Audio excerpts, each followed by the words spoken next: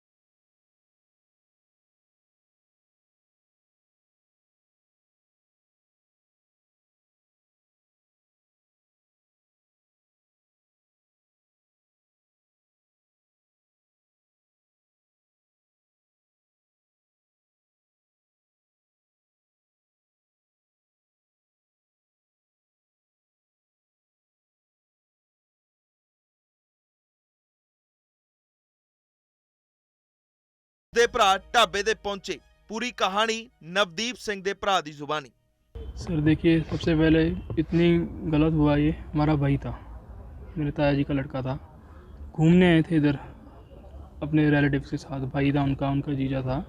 घूमने के लिए आया तो कोई बात भी नहीं, या तो कोई बात हुई हो, कोई लड़ाई हो, खाने के लिए बैठे हैं। उनसे बोल रहे हैं कि चलो जाते समय कि इधर शराब नहीं पीने का। पहली वाली बात, वो पीते ही नहीं है। और फिर ऑर्डर दिया, फिर और आया सामान, फिर बोलता है शराब नहीं पीने का। ठीक है, बोतल ही नहीं है, तूने देखा या तो हो। पहली बात पीते नहीं है। फिर दूसरा ऑर्डर देने के लिए फिर बुलाया, फिर बोलता है कि भाई फिर नहीं पीनी। वो बोलते हैं भाई हमारे पास देखा है तुमने। वो बोलता है भाई तुम बोल कैसे रहे हो। अरे भाई यार चल ठीक है, मुश्किल नहीं, हम जा रहे हैं, हम ऑर्डर कैंसिल कर दे, पैसे जो दे रहे हैं जा रहे हैं हम। वो निकल गए। आगे निकले तो पीछे से धक्का मारा उसने। इसी बात पे उनकी लड़ाई हो गई। और उधर टैक्सी स्टैंड था, बहुत 25-30 आदमी आए, उनको मारने लगे और हमारे भाई की डेथ हो गई। जैसे कि आपने कहा कि शराब पीते नहीं थे, सारे नहीं पीते थे या जिनकी डेथ हुई वो नहीं पीते थे। और उन्होंने सबसे पहले जब उन्होंने ये बात बोली कि हम पीते नहीं हैं, तो उन्होंने ये बात बोली कि सुबह के 10 बजे कौन पीता है, भी हमारे पास कुछ नहीं है। फिर उन्होंने पहले पूछा कि अंडे वगैरह मिलते हैं, कहते मिलते हैं भी, यहाँ ड्रिंक मत करना। वो कहते हम नहीं करेंगे। फिर दोबारा उन्होंने जब और ज़्यादा ऑर्डर देना था, उनको बुलाया 10 मिनट बाद, तो फिर उन्होंने ये चीज़ बोली कि यहाँ पीनी नहीं है, ध्यान रखना। वो कह रहे यार आपको इतनी दिक्कत क्यों हो रही है, अभी जब बोल दिया, सुबह सुबह कौन पीने आता है, बोतल देखी आपने। फिर उनके दिमाग में पता नहीं क्या आया, वापस आया, कहते तुम बोल कैसे रहे हो, भाग जो यहाँ से, निकल जाओ यहाँ, तो हम तुम्हारे को ऑर्डर नहीं देंगे। वो कहते हमने यहाँ खाना भी नहीं है। इतनी बात बोल के उठ के चले गए। और जैसे ही वो गए आगे, और पीछे से जो जिनकी डेथ हुई है नवदीप, उनको धक्का मारा। तो इन्होंने जाते बोला भी जा रहे तो धक्का क्यों मारा। इतने में उन्होंने गर्मा गर्मी करके हाथापाई शुरू कर दी। फिर ये अपना बचाव करने लगे, पता नहीं कहाँ से। फिर कहते 15-18 बंदे निकले, कोई होटल वाले साथ वाले निकले, और उनको मारना शुरू कर दिया। 1-1.5 मिनट के अंदर जैसे ही इनका बचाव हुआ, और उन्होंने देखा कि कहते वो तो हिल ही नहीं रहा। जैसे ही इतनी बात बोली और वो भाग गए। फिर उन्होंने उसको टेबल पे रखा। टेबल पे रख के वहाँ पर फिर वो IPS पता नहीं IAS ऑफिसर लेडी थे, जिन्होंने सारा देखा, उन्होंने बताया। फिर उन्होंने कहा भी हॉस्पिटल ले जाओ, भी ये बच्चा बच सकता है। और वो उसके सिर पे ही इतना मारा था, लटा के लाते मारी गई। जैसे हम तो शाम से जैसे चल पड़े वहाँ से, अब आए हैं, वीडियो देख रहे हैं। अब लगातार पता नहीं कौन सी साजिश है इसके पीछे, कौन सा प्रेशर है प्रशासन के ऊपर, जो बार बार वीडियोज़ भी डिलीट हो रही है। कल हमने सुना कि जो पुलिस वाले थे वो कह रहे थे 6 बंदे डिटेन हैं। आज अब कह रहे हैं कि जी 5 ही है। सुबह जब वहाँ पर गए देखने तो वो एक बंदा कहाँ चले गया। अब जो BDC जी हैं कोई यहाँ पर बहुत अच्छे लेवल पे, जिन्होंने ये बताया कि मैं लोकल हूँ, यहाँ का भी ऐसे ऐसे जो हो रहा है गलत हो रहा है। तो अब उनके बयान के हिसाब से भी देखा जाए तो एक बंदा कहते हैं ढाबे वाले का जो बेटा वो बाहर घूम रहा है। तो ये कितनी गलत बात है, जो शाम को 6 थे और सुबह 5 ही रह गए। तो ये पता नहीं कौन सा दबाव बनाया जा रहा है, किस तरह का पॉलिटिकल है ऐसे, या क्या प्रेशर है। तो लोकल्स ऊपर से ऐसे कहते हैं कि हम ही पुलिस हैं, तो कौन यहाँ पर आएगा। टूरिस्ट के सिर पे ही चलता है सारा। अगर टूरिस्ट ही नहीं आएंगे तो फिर आप भी भूखे ही रहेंगे। पुलिस कार्रवाई को किस तरह देखते हैं? देखो, कल शाम तक ये बार बार घूमते रहे कि हमारे को FIR की कॉपी दे दो। उनको FIR की कॉपी नहीं मिली उसके बाद। और शाम को 8 बजे के बाद उनके हमारे को फ़ोन आने लग गए, कहते कि आप जल्दी आ जाओ। हमारे को अलग अलग नंबर से फ़ोन आ रहे हैं। कोई कह रहा है मैं SHO हूँ, कभी दूसरा कह रहा है मैं SHO हूँ, थाने आओ। कोई उनको मैक्लोडगंज थाने बुला रहा है, कोई उनको नीचे थाने बुला रहा है मेन वाले। वो कहते हैं जब उन्होंने हमारे से साइन लिए तो उन्होंने ये बात बोली कि अब आपकी ज़रूरत नहीं है, सुबह आ जाना पोस्टमार्टम के लिए। और 8 बजे के बाद उनको साइमल्टेनियस कॉल्स आने लग जाती है अलग अलग नंबर से। और जब हम रास्ते से आए ठाणे देखते हुए तो वहाँ पर टैक्सियाँ खड़ी हुई थी 3-3 4-4, और काफ़ी लोग ग्रुप्स में खड़े थे। चाहे तो आप CCTV कैमरास चेक कर सकते हैं थानों के आसपास के, यहाँ के भी ऊपर का भी, वहाँ कैसे लोग ग्रुप बना के खड़े हुए थे। तो इनको ये दिमाग में आया कि पुलिस का SHO तो चलो एक है, एक ही बोलेगा SHO, बार बार अलग अलग नंबर से फ़ोन आना। तो आज ये इन्होंने चीज़ थाने में जाके वेरीफाई भी करी, तो वो कहते कि हमारे इतने नंबर से नहीं फ़ोन आया, 1-2 नंबर से हमने फ़ोन किया था, तो इसलिए क्या था भी चलो आपका पेपर वर्क थोड़ा जल्दी हो जाए। पर वो कह रहे हमारे को कॉल्स ही इतने ज़्यादा न्यूमेरलिसली आ रहे थे साइमल्टेनियसली कि हमें समझ ही नहीं थी कौन सच बोल रहा है कौन झूठ बोल रहा है। वो 3 थे, उनको अपने जान के बचाव की खातिर फिर वो रात को नहीं गए। अब सुबह गए हैं, अब उन्होंने वहाँ पर शनाख्त के लिए और बंदे बुलाए हैं।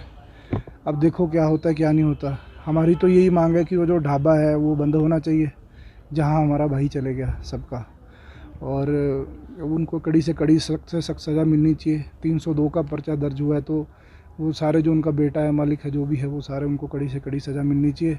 ऐसा नहीं होना चाहिए कि आम आदमी का जो है वो विश्वास ही उठ जाए, क्योंकि टूरिस्ट तो वैसे ही परेशान है। मनाली में जो होता था वो अब यहाँ भी होने लग गया, तो धीरे धीरे हिमाचल से तो टूरिस्ट ही ख़त्म हो जाएगा सारा। तो ये प्रशासन के लिए बहुत बड़ा चैलेंज है कि क्या करें, क्योंकि लोकल टैक्सी वालों का बोलना कि हम ही पुलिस हैं, वो आपने लेडी का सबने बयान देखा, वायरल हो चुकी है पूरे इंडिया में न्यूज़, सारे नेशनल चैनल्स भी दिखा रहे हैं। तो ये बहुत बड़ा चैलेंज है कि टैक्सी ड्राइवर हैं सब कुछ यहाँ चलाने वाले, जो उनके है लोकल गूंज जो कहते हैं, कि या फिर वो प्रशासन है।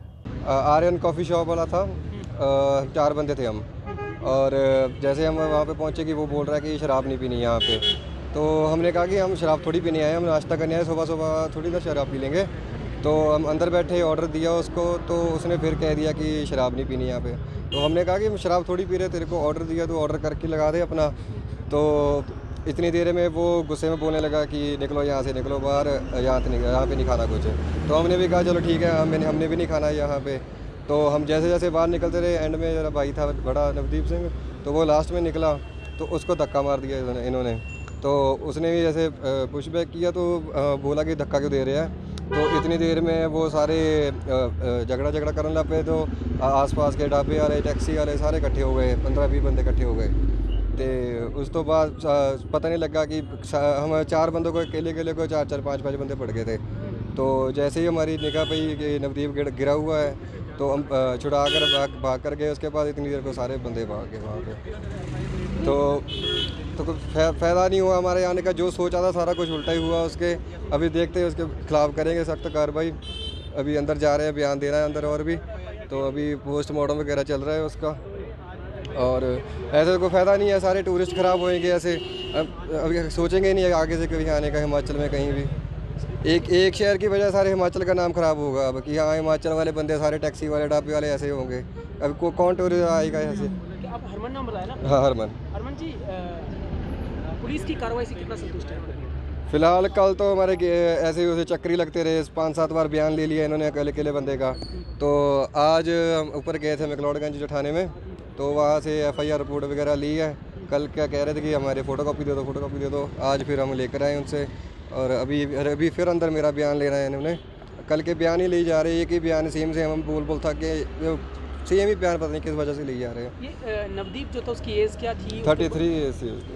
कब शादी हुई थी? बाल बच्चे कुछ? 2 साल पहले शादी हुई थी, उसका साल का भी बेटा था वो तो अब क्या करेंगे वो। क्या करते थे वो? अब वो अकेला ही था, वो घर में काम करता और उसका अपना ही काम था उसका। अच्छा, अपना पर्सनली काम? हाँ जी। तो कभी इस तरह से पहले भी कभी उनकी किसी तरह से कोई नहीं, वो बहसबाजी, वो पोलाइट बंदा था वो ना फैमिली वाला बंदा है, वो तो शुरू से ऐसा ही है, वो पोलाइट स्वभाव का बंदा है वो। कैसे सोचा ही नहीं था हमने, तो सुबह भी नहीं सोचा था कि ऐसे ही हो जाएगा। वो सारे बंदे जब इकट्ठे हो गए, हम तो खुद को बचाने लगे सारे।